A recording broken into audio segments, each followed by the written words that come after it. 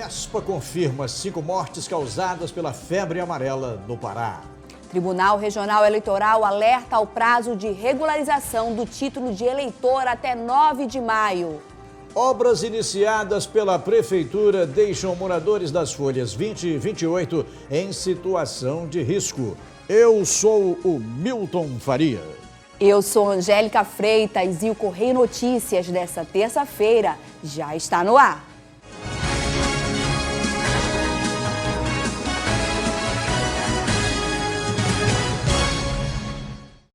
Boa noite. O valor do seguro-desemprego foi reajustado em um pouco mais de 2%. Em Canaã dos Carajás, a movimentação para a retirada do benefício encontra-se intensa. E aí, Milton Faria, a gente não sabe se comemora ou lamenta essa notícia, pois significa que, infelizmente, são mais pessoas que compõem o quadro de desempregados em nosso país, né, Milton? Talvez a segunda opção aí seja melhor levada em consideração. Exatamente. 1, 2, 3... E a fila vai se formando aos poucos na sede do Sistema Nacional de Emprego em Canaã dos Carajás. O Cláudio ficou desempregado há 5 meses. Recebeu até a 3ª parcela do seguro-desemprego. Veio saber o porquê a 4ª não caiu na conta até hoje. Porque o desemprego está muito grande no país. E ficar vivendo de seguro não dá, né? Não dá, que é só 5 parcelas e já está acabando. E eu tenho um filho, tenho esposa para sustentar e o bicho pega. No Sim, em Canaã dos Carajás, centenas de pessoas procuram atendimento para dar entrada no benefício. O Cláudio, por exemplo, está entre os beneficiários que já recebem um reajuste de 2,07%, medida que entrou em vigor desde o dia 11 de janeiro deste ano. Na prática, o aumento corresponde a R$ 34,00 a mais nas parcelas do benefício ao trabalhador.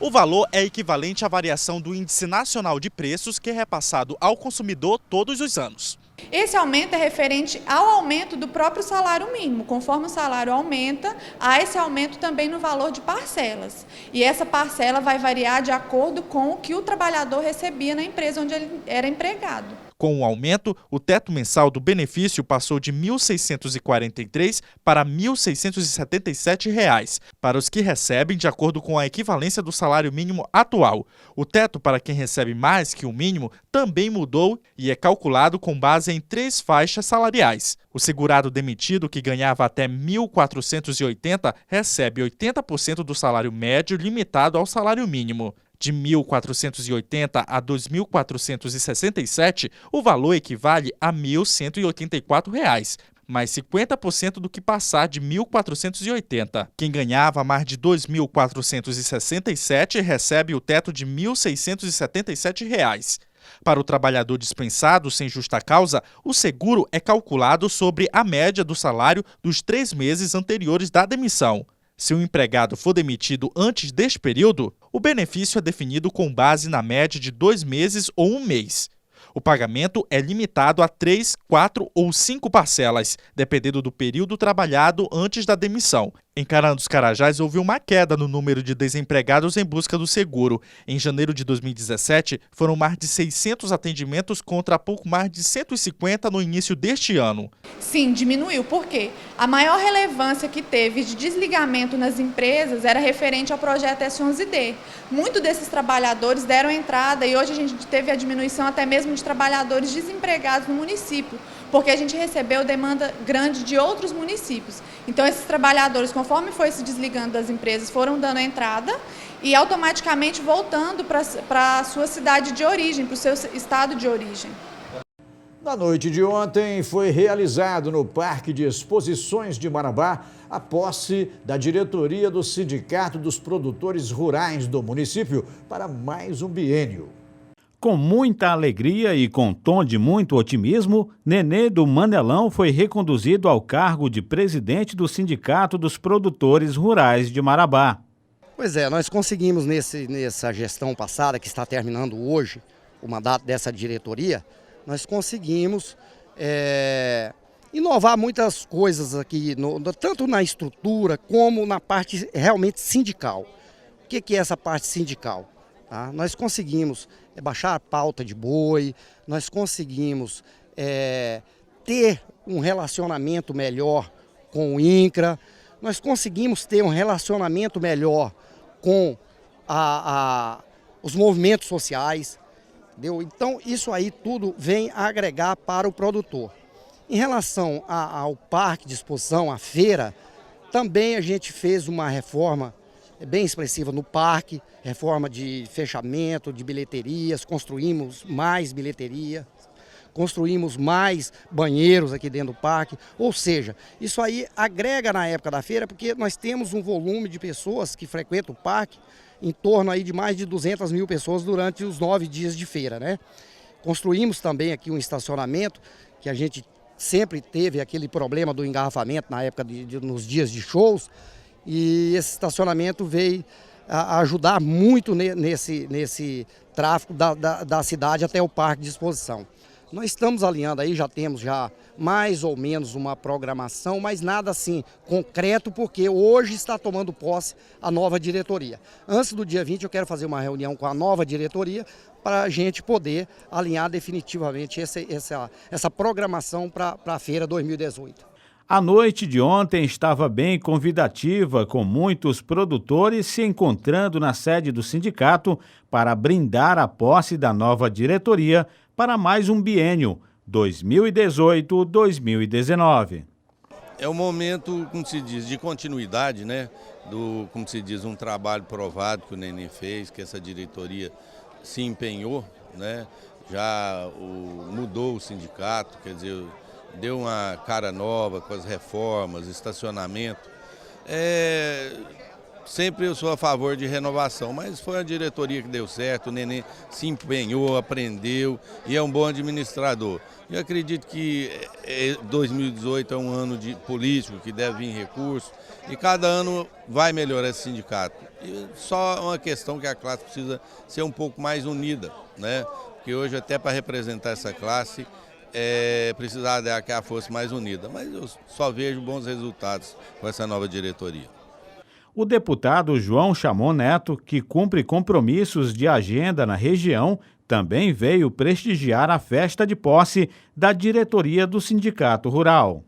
Uma pessoa do povo, uma pessoa simples, né, uma liderança nata, como o Nenê, sendo reconduzida à unanimidade na direção de um sindicato da complexidade que é o Sindicato Rural de Marabá, por ser o sindicato do município polo de uma das regiões mais conturbadas, né, envolvendo o agronegócio, que é uma potência precisando ser reconhecida ainda a nível de governo pela importância do agronegócio. E o Nenê tem se conduzido com grande capacidade de agregar, com a grande capacidade de unir as forças do agronegócio à frente do sindicato mais importante do estado do Pará, que é o Sindicato Rural de Marabá. O TRE alerta ao prazo para regularização do título de eleitor, que vai até o dia 9 de maio. A orientação é sempre tentar não deixar para cima da hora. Para não deixar o direito de votar, o Vilmar veio transferir o título de eleitor da cidade natal para Canaã dos Carajás.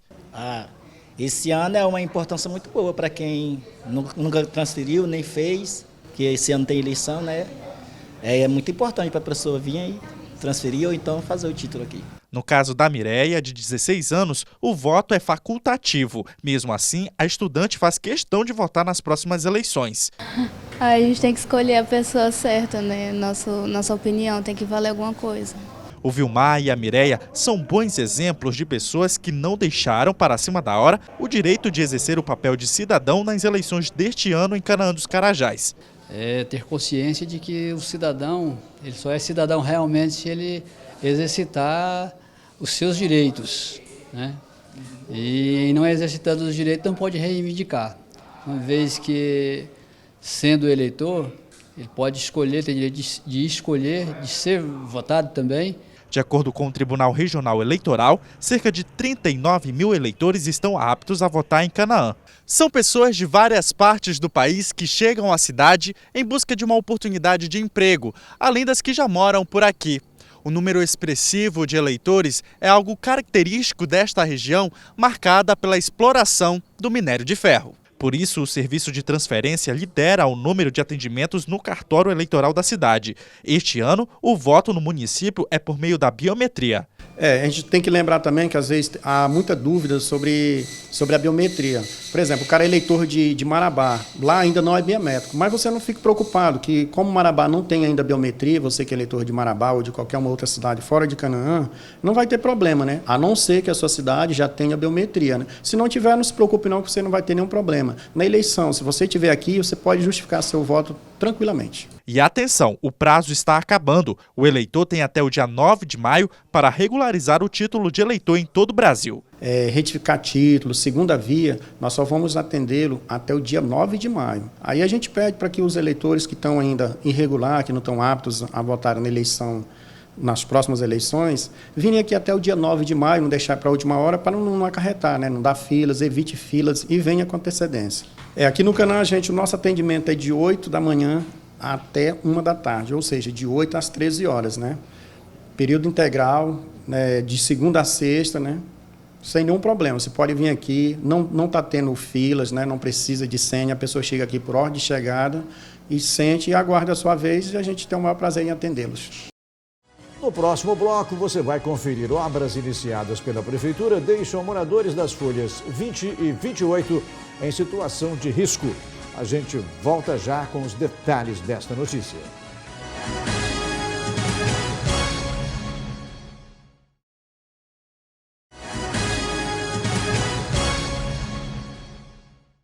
Na tarde de ontem, um motociclista morreu após ser atropelado na PA 275, entre Parauapebas e Curionópolis. A moto ficou completamente destruída. No chão, pedaços da motocicleta que Raimundo Alves Rodrigues, de 46 anos, pilotava. O veículo, completamente destruído, ficou embaixo do carro. O acidente aconteceu aqui no quilômetro 14 da rodovia PA 275, entre os municípios de Parauapebas e Curionópolis. Segundo informações da polícia, o condutor da motocicleta, ao tentar atravessar de um lado para o outro da pista, acabou sendo atropelado. Apesar de estar usando capacete no momento do acidente, ele não resistiu aos ferimentos e morreu ainda no local. Colhemos algumas informações com algumas testemunhas que presenciaram o fato. E aqui foi a combinação de dois fatores, velocidade e falta de atenção. Tá? É uma saída de curva, é uma faixa dupla contínua, proibindo a conversão para a esquerda, né? Então a motocicleta, ela vinha no sentido oposto do veículo, ela foi fazer a conversão à esquerda para entrar aqui no acampamento e o veículo que vinha no sentido oposto, que é a Paraty ali, colidiu com a motocicleta. Segundo a PRE, o condutor do veículo com a placa do estado do Tocantins fugiu do local do acidente. Segundo testemunhas, o condutor ele ficou com receio, né, de ser linchado e ele entrou no veículo, mas já temos a informação que ele já se apresentou na DEPOL de Parauapebas. O trânsito ficou lento na área. A equipe da Polícia Rodoviária Estadual auxiliou para garantir a fluidez. A Polícia Civil de Parauapebas esteve no local para levantar as informações necessárias. Familiares da vítima estavam presentes, mas não quiseram gravar entrevista. O corpo de Raimundo foi removido por uma equipe do Instituto Médico Legal para exame de necrópsia. Os dois veículos envolvidos no acidente foram encaminhados para o pátio da seccional. O condutor que atropelou o motociclista se apresentou no mesmo dia à delegacia. Ele prestou depoimento e foi liberado. A perícia deve apontar se ele estava dirigindo em velocidade permitida e assim responder de acordo com a lei. Obras iniciadas pela Prefeitura deixam moradores das folhas 20 e 28 em situação de risco. Dezenas de moradores das folhas 20 e 28 na Nova Marabá vêm se queixando de uma grande vala aberta pela Prefeitura naquela área. Eles denunciam que após a abertura do canal, as casas começaram a apresentar rachaduras e oferecer risco para as famílias e pedem que o prefeito resolva a situação o mais rápido possível. Os problemas para os moradores da folha 20 e 28 parecem estar longe de serem sanados. Antes, o problema maior eram justamente as enchentes. A água inundava as casas e os moradores acabavam perdendo parte dos seus móveis. Hoje, o problema parece ser ainda mais grave. Após uma obra iniciada e não concluída, ao invés de perder móveis, os moradores podem perder completamente suas casas. A abertura do canal foi realizada pela Secretaria Municipal de Serviços Urbanos no dia 24 de novembro de 2017 para tentar diminuir os alagamentos na área que faz a divisa entre as folhas 20 e 28. As equipes do Censur então optaram por deixar a vala a céu aberto, dando mais vazão ao grande fluxo de água. Para tanto, foram retiradas 3 fileiras de bueiros no local, o que não vem sendo satisfatório para os moradores. Tem casa aí que está pendurada, né? A gente está vendo, tem umas casas aí penduradas, de repente pode até cair, se chover muito aí, está esbarreirando, você pode ver aí como é que está isso aí, né? Para explicar melhor sobre a situação, fomos em busca da Defesa Civil, para saber a real situação das obras e também das casas. E a partir do momento que essas valas foram abertas, não houve mais alagamento. Nenhuma, depois isso já tem mais de mês que foi aberta e não houve mais nenhum alagamento. A água está escorrendo normal. Com essa obra liberada, vai ter que, algumas casas vão ter que sair porque está na rua, né? Vai ser feito um levantamento de documentação, de metragem de casas, né? Durante a obra, com certeza, algumas casas vão ter que ser, parte delas vão ter que ser demolida porque vai ter que entrar máquinas pesadas lá, vai ter que fazer essa manobra lá dentro. Então as coisas estão se andando. Lá é um ponto crítico que foi causado pelos próprios moradores da Folha 20 que entraram na rua. Tá em situação de risco, algumas residências ali, inclusive a maioria, né? Porque houve essa abertura da vala porque havia um alagamento, né? E hoje não tem mais esse alagamento lá. Moradores dessas duas áreas já viviam anteriormente em situação de risco. A Prefeitura garante que, assim que passar o inverno, as obras serão retomadas. E vale lembrar, Milton, que essas obras iniciaram justamente para que esses moradores saíssem de uma situação de risco que já era vivida, não é isso? Que já existia. Já existia, exatamente. Bom, a CESP, a Secretaria de Saúde do Estado, confirmou 5 mortes em 2017 causadas pela febre amarela no Pará. Todos os casos aconteceram na região oeste do estado.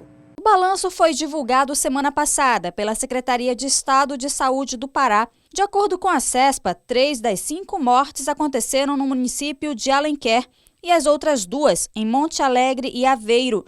Os dados são referentes ao período de janeiro a novembro de 2017. Ainda segundo a CESPA, de novembro do ano passado até janeiro desse ano, nenhum caso da doença foi registrado no Pará. A febre amarela é uma doença infecciosa causada por um vírus e transmitida por um mosquito. Ela pode ser de 2 maneiras. A febre amarela urbana, quando é transmitida pelo mosquito Aedes aegypti, ou então a febre amarela silvestre, quando é transmitida pelo mosquito Haemococcus, que vive nas matas ou na beira dos rios. A febre amarela se tornou preocupação para moradores do país, mas principalmente para aqueles que vivem na região sudeste, onde há um surto da doença. Ainda segundo a Secretaria de Estado de Saúde, todos os municípios do oeste paraense já receberam reforço na cobertura vacinal, principalmente nas regiões onde macacos foram encontrados mortos. Em Parauapebas, o último caso de febre amarela silvestre foi registrado no ano de 2008, na Vila Sansão. De lá para cá, a Secretaria Municipal de Saúde não teve nenhum caso registrado. No entanto, a população precisa ficar atenta a qualquer animal morto, principalmente os macacos, que tem sido sinal da presença do vírus. A população ela deve ficar alerta a partir do momento, que é como está acontecendo na região sudeste do Brasil, se houver morte de macaco. E até para esse momento a gente não tem isso no município. A vacina, que é garantia de segurança contra a doença, está disponível nos postos de saúde da cidade. Cada dose garante imunidade para a vida toda. Gestantes, pacientes imunodeprimidos e idosos só podem tomar a vacina sob supervisão médica.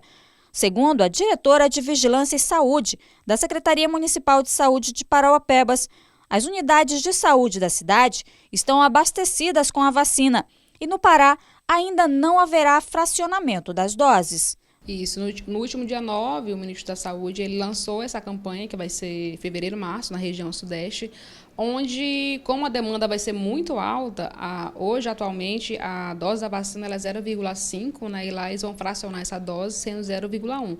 Mas aqui no estado do Pará vai continuar do mesmo jeito. A febre amarela mata em até 7 dias, caso o paciente não tenha nenhum acompanhamento médico. Isso, mata em até 7 dias se a pessoa não procurar nenhuma ajuda médica.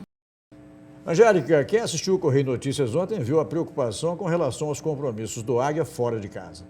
E baseados talvez nessa observação, diretores do Águia resolveram dar uma sugestão aos torcedores que colocaram a mão na massa, aliás, colocaram a mão na grama, né, e resolveram ajudar no gramado do Zinho Oliveira. Tudo isso para que, enfim, o Águia consiga jogar dentro de casa. Hoje, os torcedores foram até o Zinho Oliveira e estiveram lá para tentar ajudar a acelerar para que essas obras saiam e, finalmente, o Águia de Marabá possa jogar em casa e consiga, assim, desenvolver um bom campeonato, né, Milton? Vamos torcer para isso. Passionalidade do futebol, né, Angélica? É a paixão que move aí essas torcidas. Com que certeza. dê tudo certo. O Correio Notícias vai ficando por aqui e a gente volta amanhã, no mesmo horário, 18 horas e 15 minutos. Você vai ficar a partir de agora com o SBT Brasil. Muito obrigada pela sua audiência, pela sua companhia. A gente te espera amanhã.